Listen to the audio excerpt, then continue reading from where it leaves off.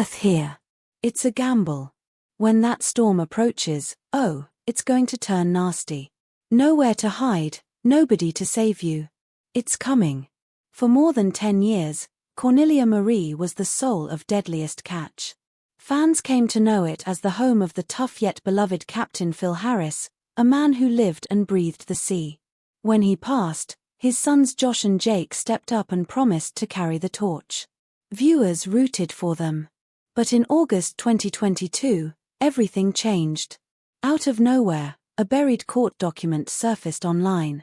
At first, it seemed like just another old legal file. But as people dug deeper, it became clear Josh Harris had been hiding something terrible for 24 years, a crime so disturbing and deeply unsettling that it shook fans to the core. Within days, Discovery scrubbed every trace of Cornelia Marie from its shows. Streaming platforms followed, yanking entire seasons almost overnight.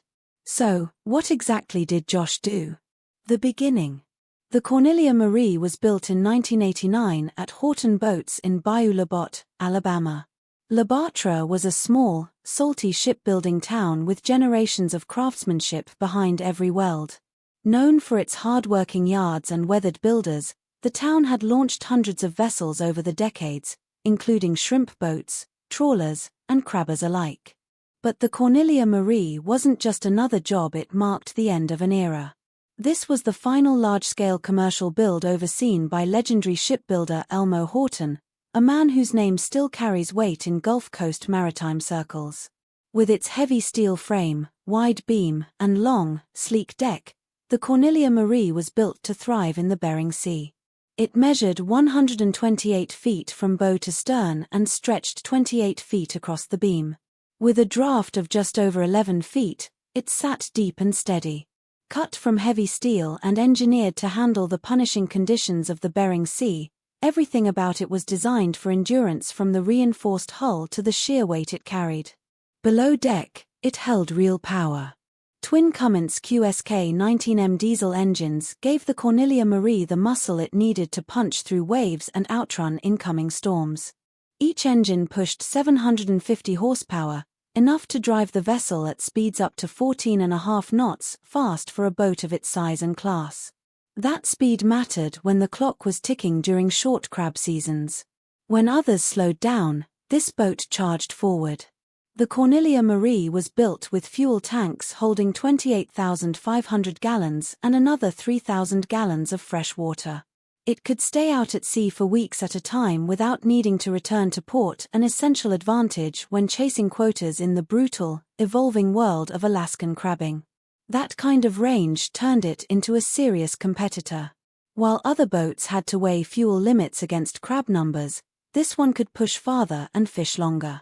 Out on the Bering Sea, where every hour counts and storms can trap you miles from help, that self-sufficiency could mean the difference between profit and loss, or between survival and disaster. It cost $2.5 million to build, a massive investment at the time, but the gamble paid off. The Cornelia Marie quickly earned a reputation not just for its muscle, but for its efficiency, reliability, and ability to haul serious loads in the harshest waters on Earth. The name of the boat was something special, something that set it apart from the rest of the fleet. Ralph Collins, the man who commissioned the build, didn't choose some mythological figure or poetic phrase like so many captains did. He named it after his wife, Cornelia Marie Collins. This was a recognition of partnership. Cornelia wasn't someone who stood back and watched. She worked the business right beside him, dealing with logistics, finances, and the endless unseen demands that keep a boat afloat. Naming the vessel after her was a statement of respect. Even after their marriage ended, Cornelia remained a part owner. The name never came off the hull, not even for a second. By then, it had already become more than paint and lettering, and eventually it would become a name known by millions.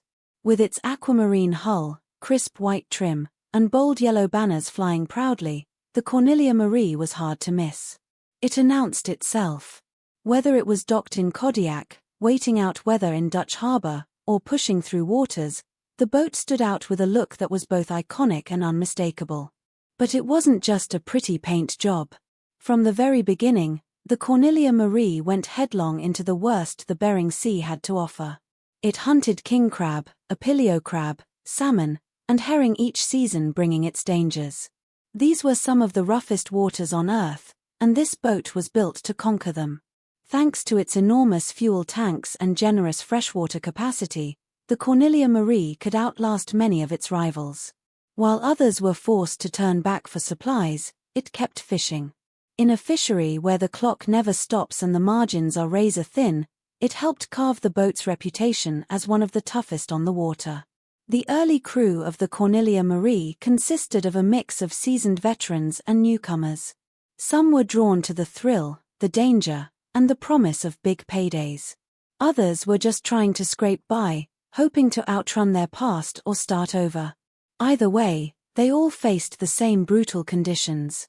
Icy waves slammed over the bow without warning, soaking everything in bitter cold. Winds howled through the rigging like a warning no one could afford to ignore. Every shift was a gamble. One bad step and a man could be lost to the sea.